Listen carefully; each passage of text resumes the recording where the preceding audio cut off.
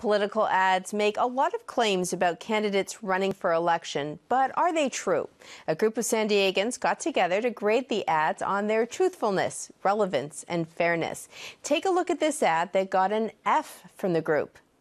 The extremists at the San Diego Republican Party and their software pirating chairman have endorsed the candidate that most represents their corrupt, dirty, win-at-all-cost politics. But be warned, Carl DeMaio is dangerous for San Diego. Carl DeMaio has shown himself to be a serial liar by repeatedly misrepresenting his record. Political scientist Carl Luna is with the Campaign Civility Project. He joins me now. Carl, thanks for coming back. Thanks for having me. I want to talk about why that ad got an F, but first of all, tell me who was on this ad review panel. Well, back in April, we pulled together a conference on civility and politics that involved University of San Diego, San Diego Community College District, Catfish Club of San Diego, and this is an offshoot of that, a way to kind of keep the idea of civility in the public mind. We brought together a panel that included former State Senator Steve Peace, former Assemblyman Jeff Marston, a political reporter retired John Beatty, and myself. So we had politicians from left and right. We had journalists, academic. We developed a rubric for evaluating ads based on what we call the Shepard's Rule. Tom Shepard, political consultant, was at our conference, and he said, before putting an ad out, I look at to see if it's truthful, fair, and relevant. So we operationalized that. We gave point scores for each of those categories, put it on an A to F scale, and we sit around, we look at an ad, we come up with our ratings, we compare them, we average them out, and we get a score. Sometimes we're surprised by it. Let's talk about this ad that we just saw that got an F. Why an F? Well, across the board, it had problems. Its truthfulness. It said things which are not easily verifiable by an average voter. A few of the claims were outright wrong, so that got an F for truthfulness. Its fairness, the way the whole ad was structured, it was looking at emotion. It was using loaded language, which you could not really fairly evaluate. And its relevance, a lot of the things it put into the ad had nothing to do with Carl DeMaio. So it did not give voters a reasonable grounds on which to evaluate. It was a very negative, and it was also unattributed. It was hard to track down who was behind the ad. And transparency is important in these things. Let's compare now with an ad that got an A from your group and then talk about the difference. So let's have a look at this. Another ad, this one that got an A. We experienced every parent's worst nightmare. When we sought to protect other children, we were told it would be impossible to get done in Sacramento. Too partisan, too many games. But Nathan Fletcher worked nonstop to get Chelsea's law passed. He built coalitions, he brought people together, he got it done. He didn't seek credit, he did the right thing. Imagine what he can do for San Diego as your mayor. Now, of course, that's the King family. Their daughter was murdered in 2010. Now, initially, wasn't this ad criticized for exploiting the family? Well, it was accused of being exploitive, but again, when you run as a state assemblyman for another office, you have to run your record, and this was the big thing that Nathan Fletcher did in Sacramento.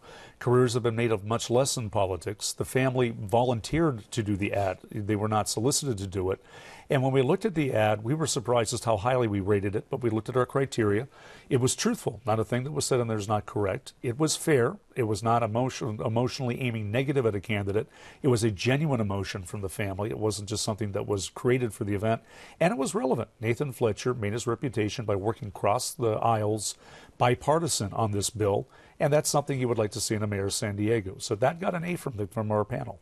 It's interesting because a couple of times you say, you know, you're sort of surprised by the letter grade these ads are getting. Why? Why are you surprised by the letter grade? Because we're looking at different component parts and we're trying to put it together. And as we talked through things and looked at things from different perspectives, some of us raised our scores, some of us lowered our scores. But then when you added it all up, it gave you an interesting cross-section, an average of what we were all looking at. Now, let's take another one that got an A, because this is another interesting example of something getting a high grade, and maybe initially you think, really? So this is our third example, and this one got an A. Take a look. San Diego needs real reform, but Bob Filner is an Obama Democrat. In Congress, Bob Filner voted with Democrats 90%. Representative Bob Filner, thank you for your leadership. We need a mayor with a local agenda, not an Obama Democrat agenda. pretty simple message. Bob Filner's a Democrat. What's the point of this ad? Well, that's the interesting thing. The point is a little bit deceptive. I mean, the political strategy, this was put out by the DeMaio campaign to emphasize that Bob Filner is the Obama Democrat, the real Democrat, and that DeMaio is the real Republican, which leaves Nathan Fletcher out in the cold. And that's what the ad was aimed for. DeMaio's trying to manipulate the environment so he can face Filner in the fall. He feels Fletcher might be a more difficult candidate to defeat. You gave this ad an A. Everything in the ad, its tone, its tenure, it's fair. It pointed out Bob Filner's record. It's relevant to what he'll do, because he will do all the things the ad said if he gets elected to be mayor. It's truthful.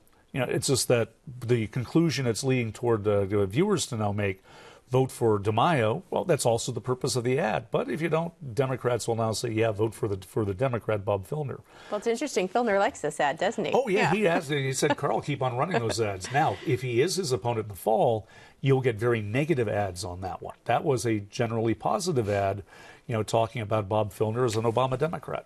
I want to talk about something that's not so clear-cut. Now, you had ads that got C's or C pluses. Now, one that was in the news all weekend, this was an anti-Carl DeMaio ad that the San Diego Police Association paid for, and it basically said, look, DeMaio voted against survivor benefits for the families of fallen officers. C plus, tell me why.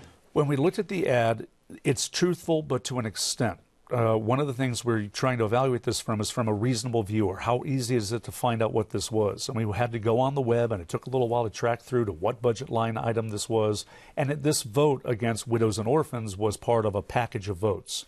Now, would Carl DeMaio have voted against it on breakout if it was his own item? We don't know, because it wasn't done that way. So it got dinked a little bit on truthfulness, got dinked a little bit on the relevancy, because it was really emphasizing this widows and orphans thing. He doesn't like puppies and kittens, and that's taking negativity to a little bit higher level, but it was still a C+. It wasn't as bad as the first ad we looked at, wasn't as good as the other ads. Now, at the end of the day, the campaigns spend a lot of money on these ads. Do they have impact? Do they make a difference in terms of the outcome of the election? They make a difference in a couple of ways. Negative ads tend to actually diminish voter turnout because people get turned off by the ads. And what you're trying to do with that is be sure your base shows up. They will have a swing with some of the independent or the voters or undecided voters. A common misperception that independents are moderates. They can be very conservative, very liberal. They just don't like the party label. But studies have shown it might swing 0.5%, 1%, 2%, maybe. In a close election, that could be critical. For the most part, by this point, election day, most people have either figured out how they're going to vote or they're not going to vote. So then why invest so much money into these ads if it's not going to have a great impact in terms of the vote? Why buy a 12th aircraft carrier when they already got 11? There's a whole industry that's behind this. Consultants want to get their ads out. They make more money the more ads you come out. The media likes the ads. And there's also a feeling that while it doesn't necessarily help, not having a media presence like Bonnie Dumanis without as many ads definitely hurts. So you've got to be in the game, but this gets you in the game. You've got to win it now by get out the vote effort. You have to win it by your direct solicitations and your phone calls. So that's why they do it. If you don't, you lose. But if you do, it doesn't mean you'll win. Well, great, Carl Luna. Thank you so much for this. And I want to let the people at home know you're going to be back here Wednesday. I'm looking forward to it. And we're going to talk all about results. We'll see what happens. I'm always more accurate with my predictions the day after. Sounds good. Thank you. Thank you.